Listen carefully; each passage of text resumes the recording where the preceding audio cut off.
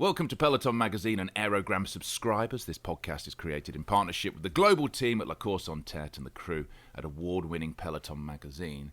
And Jeremy, we're in classic season. These podcasts are all about the classics. And imagine me, my physique, my mentality. Which classics rider would I have been? It's a tough one, but I think in terms of swarthy and effectiveness, you're probably looking at Dario Pieri, the Italian rider who's more fond of truffle hunting than cobbles. Okay, I'll take it.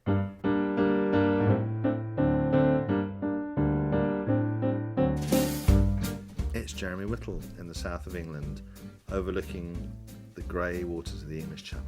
It's Peter Cossins in the Pyrenees, overlooking the sun setting over Prat d'Albis. It's Sophie Smith from Melbourne, waiting for the sun to rise. And it's OJ, who was in his spare room but had to move because the kids were having a bath. And believe me, you didn't want to hear the chaos going on there. Now, the Spring Classics are back and Flow Bikes has you covered. Watch the Tour of Flanders, Gent-Wevelgem, Amstel Gold and more live and on demand in the United States, in Canada and Australia. One for you there, Soph.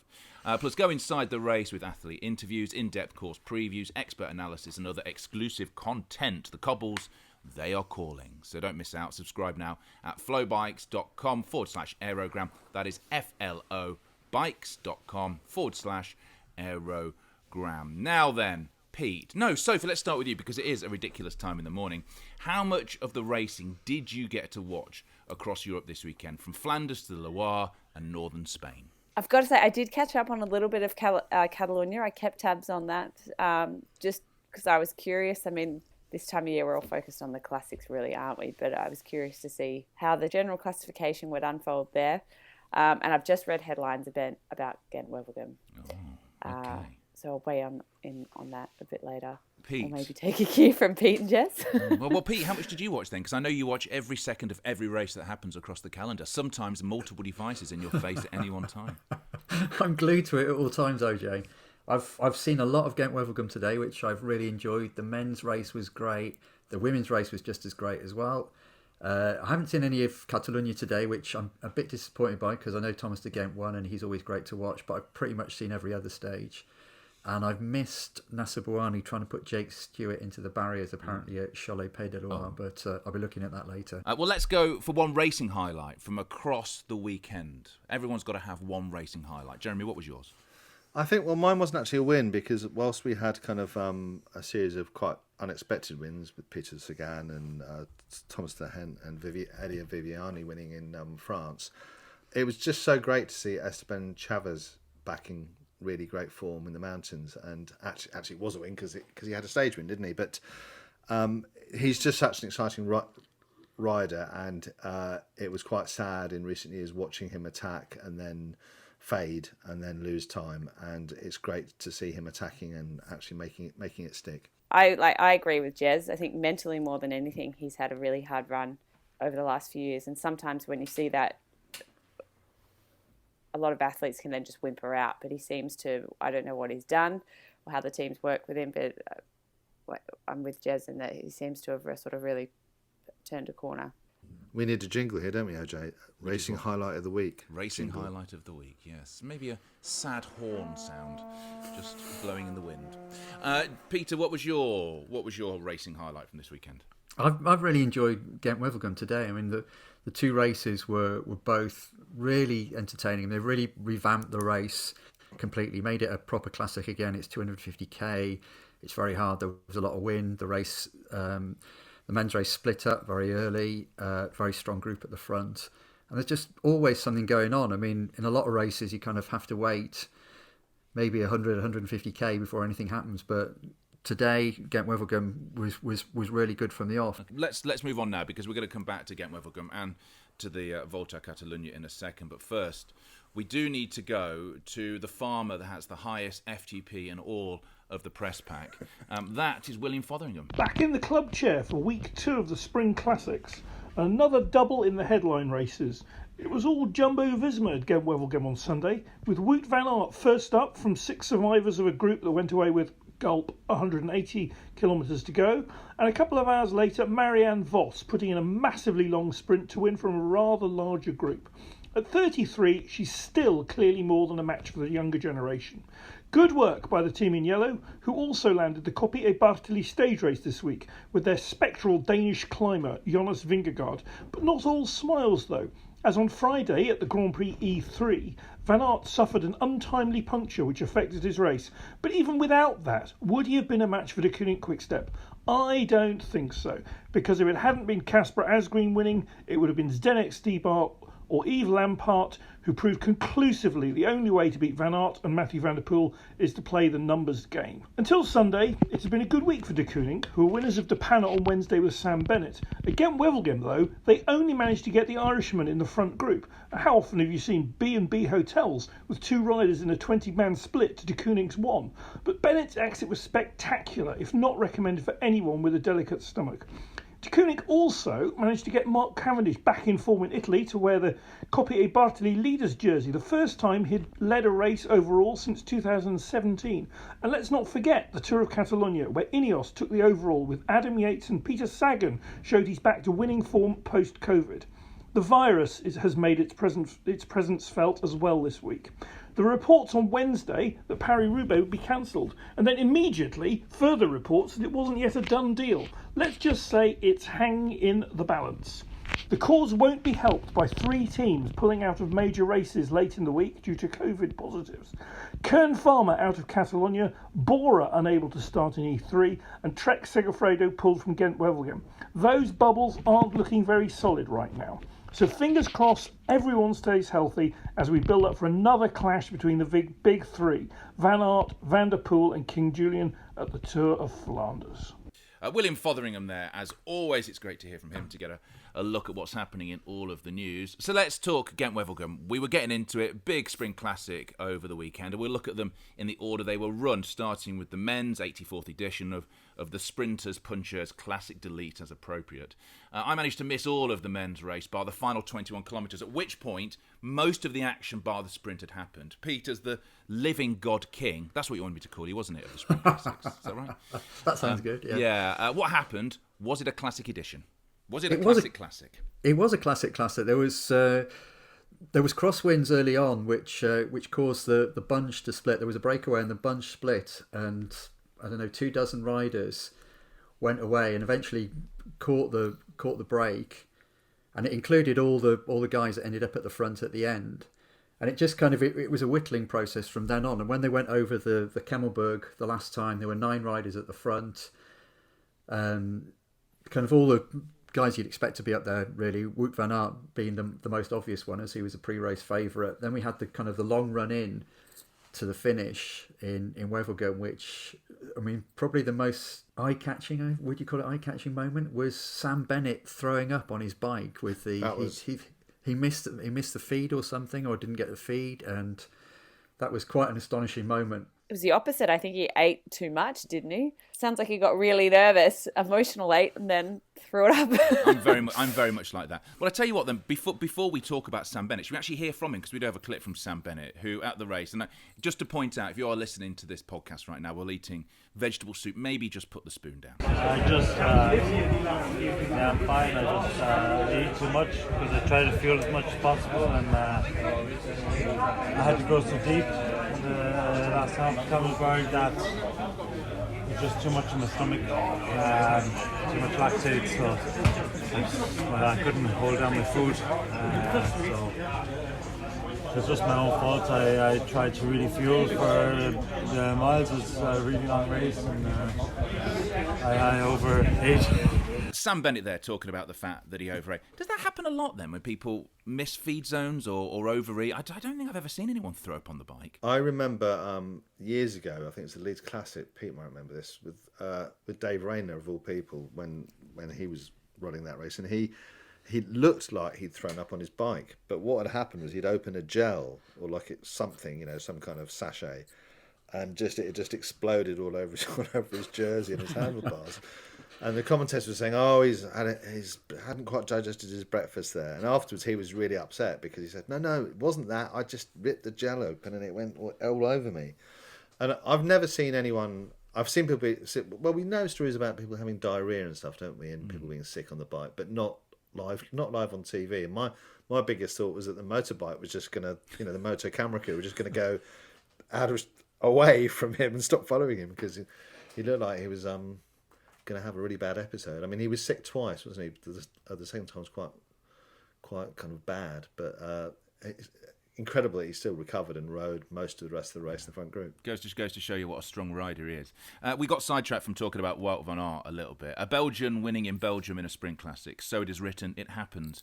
Pete, what are we, 50 out of 84 have won now at Gent-Wevelgem? Yeah, I mean, it was a good win. Like I said, he was a favourite, and when Sam Bennett and I think it was Danny Van Poppel got tailed off maybe a dozen kilometres from the end, there were 7 left at the front, and crucially for Van Aert, he had his teammate there with him, Nathan Van Hooijdonk, who is a young guy, or youngish guy. Haven't really seen much of him, but I was actually talking to him with Mads Pedersen about Van Hooijdonk at Paris-Nice a few weeks ago, and he, Van Hooijdonk and Pedersen finished. Theo Gegenhardt, Mads Pedersen, and Van Hooijdonk finished 1, 2, 3 in Paris-Roubaix, the junior edition in 2010 or 11, and we were just chatting about them all being riders, pros in the bunch. And this was the first time I'd really seen Van Hooijdonk up at the front end of a big race, and he rode brilliantly. He kept the break together.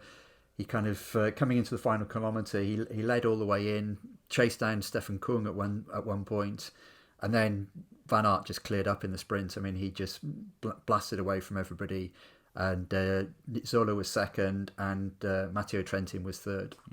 Well, let's hear it from the winner of GW. That's WVA. Well, it was a sprint at high speed.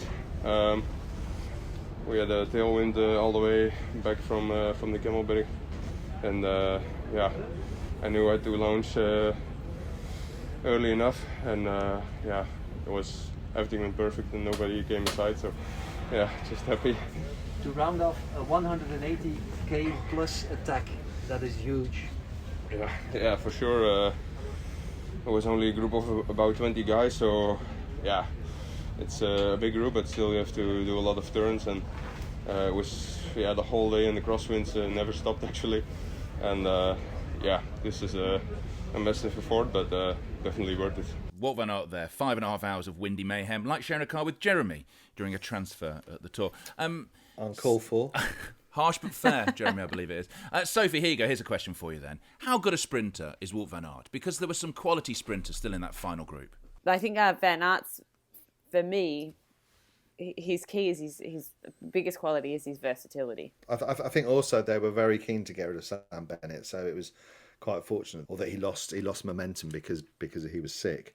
And obviously, if Sam Bennett had made it as far as the finish line, then you'd think there's only one way that race is going to end. But it played into Wout van Aert's hands that he wasn't able to make it as far as the finish line, I think. He just looked a class apart. I mean, they were all left way behind him in the sprint today. He's more like a Jalabert, isn't he? He's more that kind of guy that could win. You could imagine him winning a week-long stage race, like kind of maybe winning Paris-Nice or Tirreno, obviously, and you can see him doing that repeatedly, because he's got the ability to climb mid-range climbs. But you never think, if you go above kind of 2,000 meters, that he's really going to be with the front guys. Neither would you imagine you watch him in the next time. Is at a 2,000 metre plus mountain, right? Well, yeah, I've said that now, haven't I? I've said that now. And as I'm saying it, I'm thinking, he's that new type of rider that seems that it can do everything.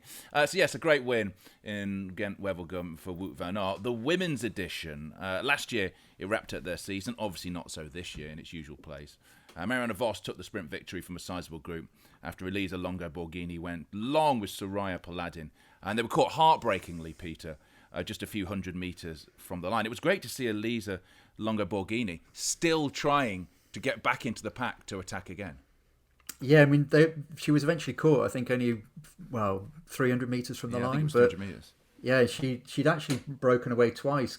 She broke away first of all coming over the Kemmelberg the last time, and she was brought back in there, and then she went away again with Paladin, and they almost made it. I mean, I think it was perhaps a bit unfortunate because Paladin just didn't have anything to give, or perhaps she was playing a bit of a tactical hand as well, because she had the live team sprinter was in the group behind, so she was perhaps playing Elisa Longo Borghini off a bit with that. But it was an amazing effort. But then Marianne Vos just steamed through. I mean, in Wout van Aert style, giving Jumbo-Visma their second win of the afternoon.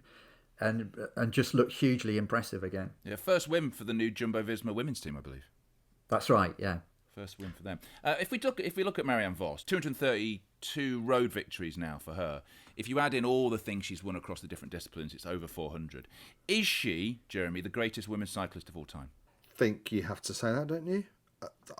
There's one interesting element about that race today, and there's some quotes come out from Elisa Longo Borghini after the finish. And it was something that when you're watching the TV coverage, there seemed to be confusion about where the finish was exactly. Well, that was to do with it was. So, do you think Elisa Longo Borghini didn't know? Because if you looked at the race coverage, because I thought they were away, they had sort of 10 seconds. You looked at the shot on the road, and it looked like there was a kilometre left, and then they went under the 3 kilometres to go banner because there'd been a fire on the original finish line. Yeah. And they lengthened the race slightly because they took a deviation. Surely her team would have known that. Well, yeah, of course, but maybe I don't know, maybe on her computer. It all happened. It happened during the men's race. They moved the finish midway through the men's race, so it was obviously done hastily. I don't know if all that information filtered out fully to all the riders, and in the excitement of being in the last 5K with kind of a 15-second lead or whatever it was, then maybe the detail was missed out. But she said afterwards, maybe I was a little bit unlucky because there was a deviation because of the fire and the race was maybe a kilometre longer. Now, if it had been a kilometre shorter, she wouldn't have been caught. But that's almost a moot point, though, isn't it? Because she wouldn't have been caught. Because the bunch would have ridden faster. The bunch would have been faster. Yeah, maybe. But a great race, though. A very, very good race. Do you think, does anyone else want to wade in on whether Marianne Vos is now the greatest women's cyclist of all time or not? And if not, who is? I'd say she's one of the greatest cyclists of all time. Yeah, I'd agree with Sophie on that. Yeah, definitely. I mean, I think her record just it compares with Eddie Merckx or anybody who's raced a bike any time, and it's just absolutely astonishing when you take in what she's won on the track and in cyclocross. Add all the road stuff in. I mean, she's just phenomenal. I mean, we're looking at Mathieu van der Poel and Wout van Aert and just saying how extraordinary they are. But I mean, Marianne Vos has been like that for 15 years now, winning all round, and she's still doing it, and it's quite astonishing to see. But this is one of those sad things about women's cycling having a higher profile in the last 5 years than it had, say, 10, 15 years ago, because obviously riders like Nicole Cook, she wasn't. I don't think she was as prolific as Marianne Vos, but she had an amazing career as well and barely got any coverage for it. And if she was riding now, can you imagine her status? With the success that she had. Jeremy, when you're at your ease, wearing your ill-fitting yoga pants and just a sheen of sweat, maybe in the States, Australia or Canada, how do you watch the Spring Classics? OJ, I enjoy watching the Spring Classics at flowbikes.com/Aérogramme. A fine place to watch them. Now, more about your yoga pants. Have you incinerated them yet? I'm just taking them off as we speak. Also, last week, Volta, Catalunya. Great week of action dominated by Ineos with the all top 3 on the podium. Adam Yates taking his first win in Ineos colours. Let's start off by hearing from one of those riders at the finish line in Barcelona on Sunday. It is Geraint Thomas. Feels good. Back on the podium in a World Tour race, and to be honest, it was never really a goal at the start of the year to be going quite so well so early, but I've been working hard, and the races have been, each race I felt better and better, and the team here has just been incredible really, as you've seen on the road. So morale is good, and enjoying racing with the boys, and unbelievable really to have a 1, 2, 3. It's an amazing feeling. Geraint Thomas there.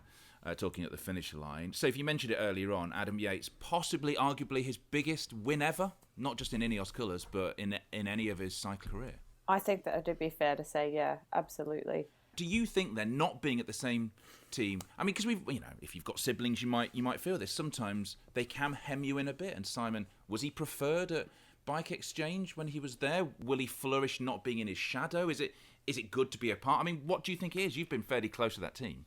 Yeah, the Yates brothers for me they're a bit of a mystery because they're a little bit better now, but even like I remember even interviewing them at like under 23 Worlds as British press, and I always found it difficult. They did operate as a unit, at least in front of the media. I don't know, maybe Jez and Pete have had different experiences with them. I mean, prior to that performance, his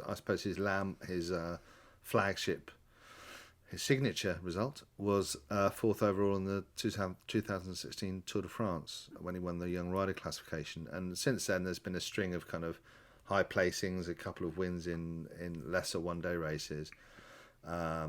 Second overall in Catalunya in 2018. So obviously, he's been there or thereabouts, but it's been quite hit and miss. But there's a new air of kind of purposeness and consistency about him, I think.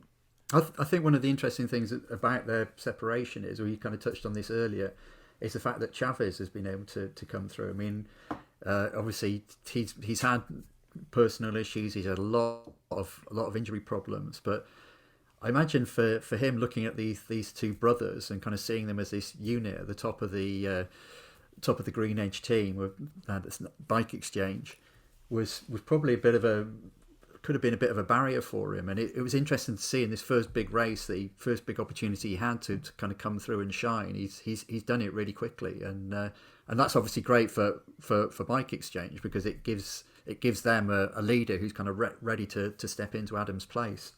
So here's the question then. Here's the question. Adam Yates winning this and winning it fairly dominantly. Obviously, Richie Porte was behind him and then Geraint Thomas was down on the third step of the podium. Does that change things, do you think? Does it change the power dynamic at Ineos, Jeremy? Do we now see Adam Yates leading bigger races? I mean, what's his calendar for the rest of the year? Is he down for the Tour or is he down for the Giro? Well, Geraint Thomas is definitely going to be, either thought the way he's riding at the moment, he'll be the number one man at the Tour, backed up by Tao Geoghegan Hart, and then I think Adam Yates, wasn't he down for the Vuelta? He is down for the Vuelta, yeah. Surely if he's in this sort of form now, you don't hold him off till the Vuelta, do you? Yeah, I mean, it's interesting to see how they do play it. I mean, obviously Geoghegan Hart's injured at the moment and isn't racing. We don't know when he'll come back yet, but I don't suppose it'll be too long. But I mean, perhaps it does change the way they structure things a little bit. I don't know. I mean, they've obviously Carapaz came in. It was his first race, and he rode brilliantly this week as well.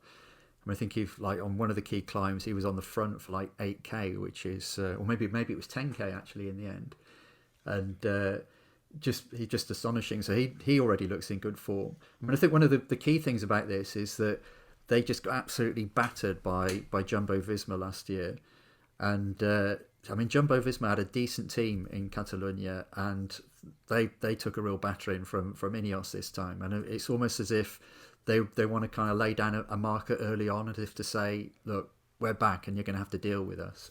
I think their mentality is going to be much stronger. I thought there was a very kind of a telling moment. The stage that Chavez won, and the finish escapes me, Pete. I don't know if you can remember where that was too.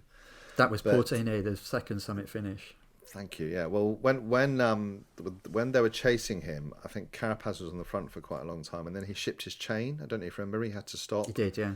Put the chain back on, and he lost what, half a minute or something in there, and he then had to chase back up to the lead group in pursuit of Chavez, but he didn't just do that. He then rode up to the front and then led again, and I just thought, would he have done that last year? There was something more kind of sacrificial about his attitude, and more it just smacked of a greater kind of motivation and unity than I think we saw last year from them. Froome, let's talk Chris Froome. I know we talked about him last week on the podcast, but I think it's worth maybe talking about him again because we were trying to wonder how he was going to go at the Volta Catalunya. And from what I saw, and admittedly I didn't see this stage where apparently he pulled on the front, he was dropping out, as soon as it went uphill, he was dropping out the back of the pelotons, the bikes would stay with him for a bit and then let him go. But for somebody with the ambition of winning a fifth Tour de France, who is still the highest paid member of the peloton as far as I know, pulling on the front for a few kilometres isn't really good enough, is it? Depends what he's there for. I think he went in to say, when he went in, he said he wasn't there to win it. So whether he's building base miles, or I don't know if he's sort of still in a recovery mode of sorts, like, I don't know, working on power and muscle and things like that. But I don't know, when you're 81st, and he was almost an hour down, wasn't he? 53 minutes down on Adam Yates. I mean, Jez might be able to speak more to it. He had a great piece on the course on Tête during the week. Well, but I don't think you want to be that far behind. No, I think there's a point at which it's like, this is, you're going backwards even further rather than you're swimming in circles or you're progressing slightly. And I mean, he talked a lot about progress and the process and everything when he was interviewed a couple of times at the start of the race. But it's hard to tell, isn't it? I mean, people have drawn comparisons with 2011, which was seen as his breakthrough year, because prior to that he'd been kind of almost written off as a bike rider in terms of achieving major success. And interestingly, I think he was 61st in the Volta in Catalunya that year as well. So there's kind of parallels. Obviously, he's a lot older. He's a decade older, and he's still recovering from a major leg injury. And I think people underestimate how much that will have done to the motor mechanics of his pedalling style and his body and his power outputs. And we know that he said that they established, when he was training in California in the winter, that they established some more weakness that was costing him. I think he said up to 18%, 90% of his power, maybe even more, in one leg. And you know, that's a huge amount. So I don't know. I mean, I found it. It's an odd thing for me to say about Chris Froome, but I found it almost poignant the way he was kind of riding, you know, up the mountain, really doggedly, Froome doggedly, hanging in there, trying to do his best, you know, because of his sponsor. And ahead of him was Geraint Thomas, you know, who's basically the same age as him, in great shape. And you think, is this only going to go one way now? Is there any way back from this? I mean, everyone will say, again, oh, don't underestimate him, and look what he's done in the past, yada, yada, yada. But it looked pretty bad to me. Well, here's the question, Pete. Maybe just a couple of words on this. Does he go to the Tour if he continues in this form? I think a lot hinges on, I don't know what his programme is going forwards, but usually he likes to ride the Tour of Romandy. That's always been one of his favourite races. And I think a lot hinges on that race, that he needs to kind of show that he's in good form, or at least his form is building by the time he gets to that race. And then obviously once you're beyond that, he's going to look at either the Dauphiné or the Tour of Switzerland. And he needs to be perhaps not contending, but certainly up there and not being dropped early on the climbs. He needs to be kind of contending for stage wins on those kind of races. And we just have to wait and see. I'm not going to write him off yet, but we're not far off that point if his performances don't pick up soon. Let's talk about old lags, as Jeremy told me to refer to them, so blame him for this, who we might have thought were fading if we talk about Chris Froome, who isn't doing the best so far. You never know, it could be a great story as he comes back. Who had a good week then? Who are we saying had a good week, Jeremy? Who's hot and who's not? Well, I think, you know, what we've seen this week is that we'd all been going on very excitedly about Wout van Aert, Mathieu van der Poel, and kind of all the young talent that's coming through. And there's Tom Pidcock and et cetera, et cetera. And there's lots of it.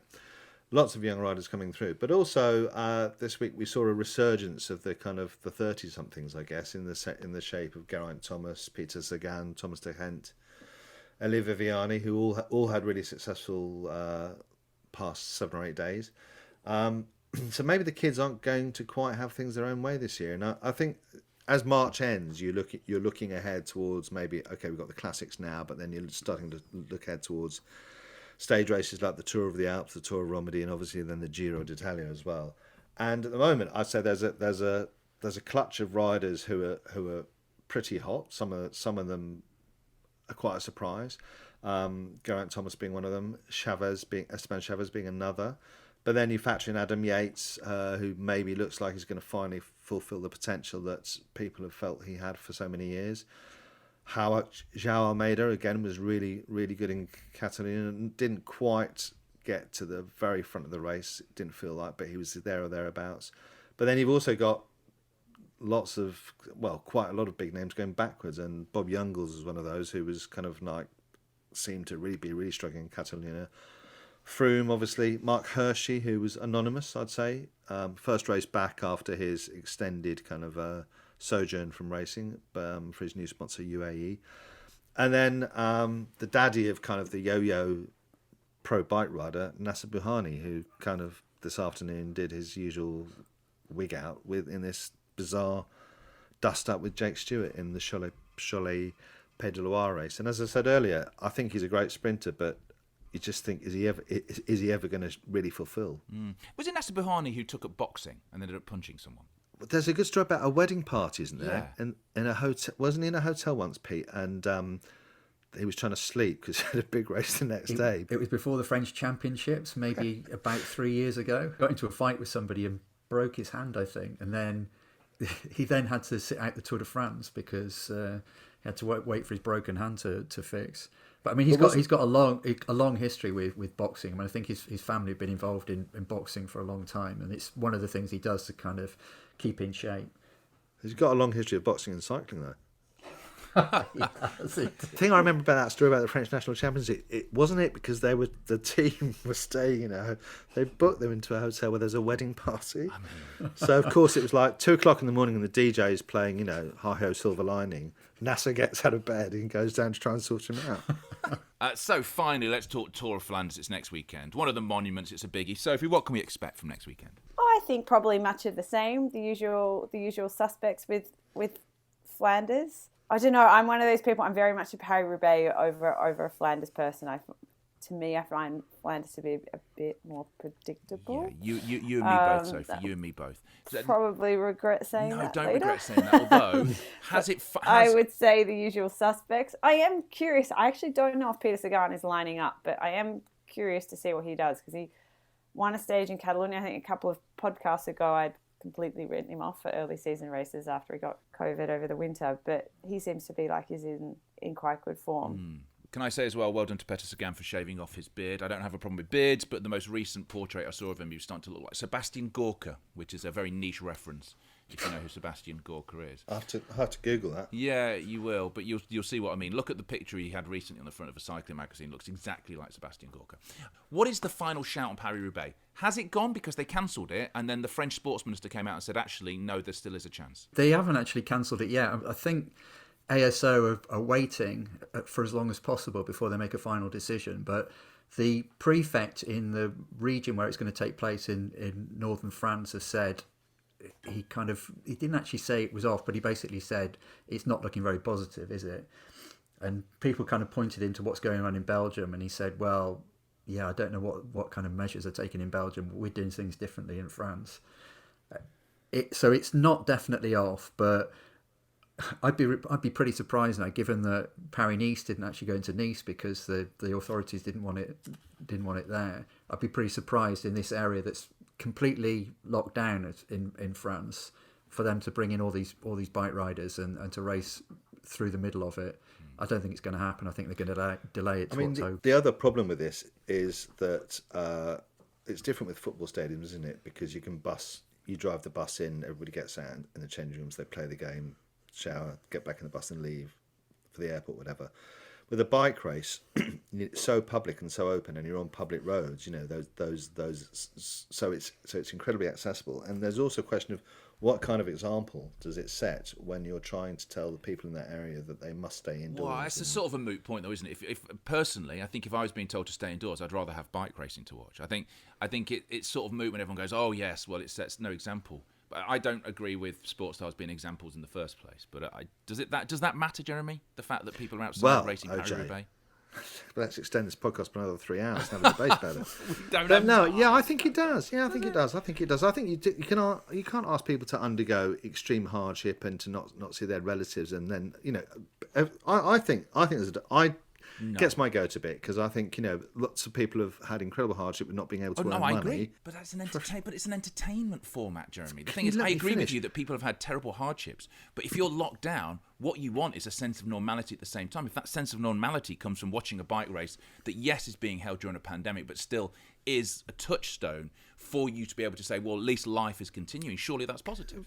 Yeah, but it's not like Peter Sagan's gone to Sainsbury's for me, is it? No, not now. He's shaved. I think there's a more fundamental issue though, because when we can talk about whether it's the right or the wrong thing to do given the setting, but at the moment the IC intensive care attendant or capacity in that part of France is running at 130%. So Well, if you're if you're going to run a bike race like Paris-Roubaix, where people are probably going to fall off at some point and might need treatment in a local hospital, this isn't the best time to do it. Well, that's a very, very good point. And that wraps it up before we go any deeper into that.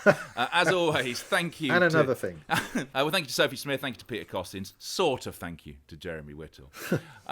Follow us if you would like any more of our ramblings. You can find at Peloton Magazine, more writing and insight at lecourseontete.com. And please do subscribe now, Presenting Spartaners. Please do check them out. If you are in Canada, America or Australia, flowbikes.com/Aérogramme.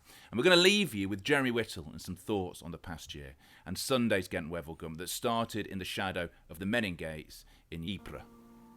A year after the global pandemic first enforced lockdowns across Europe, the men's and women's editions of the 2021 Gent-Wevelgem started in Ypres, under the Menin Gate, the brooding monumental arch to those lost in the First World War. There are over 54,000 names carved into the Menin Gate stonework, the names of just some of those, and there were over 200,000, whose remains were never found. Every night since 1928 at 8 p.m. sharp, at the gate, buglers have played the last post to remember the near 2 million who died in the countryside around the city. If they played it every night for every individual believed to have died here, it is estimated that it would take another 600 years. Eerily, almost 2.8 million have now died during the ongoing global pandemic. Every night, whatever the weather, there is a large crowd huddled under the giant arch, which was commissioned by Winston Churchill to remember the dead. Every generation is represented. There are babies and toddlers, teenagers and parents, old soldiers and tourists. Some leave wreaths, others wedge poppies into the joints in the stone, close to the name of a loved one. At Tynecott, the vast cemetery on an elevated ridge nearby that marks one of the most brutal and futile of battles, the car parks would usually be full. Before the pandemic, the business of battlefield tourism was booming. Even so, as they wandered through the huge cemetery, the large groups of tourists were soon lost among the graves. So vast is the sea of white headstones. More than 100 years after the Great War shattered Ypres, the men's and women's pelotons raced past the In Flanders Fields Museum and on through the Menin Gates sombre arch. COVID-19 has still cast a long shadow over all of us, and it may do for some time. Yes, we may lose Paris-Roubaix again because of it, but in so many other ways we are lucky to be enjoying any racing at all.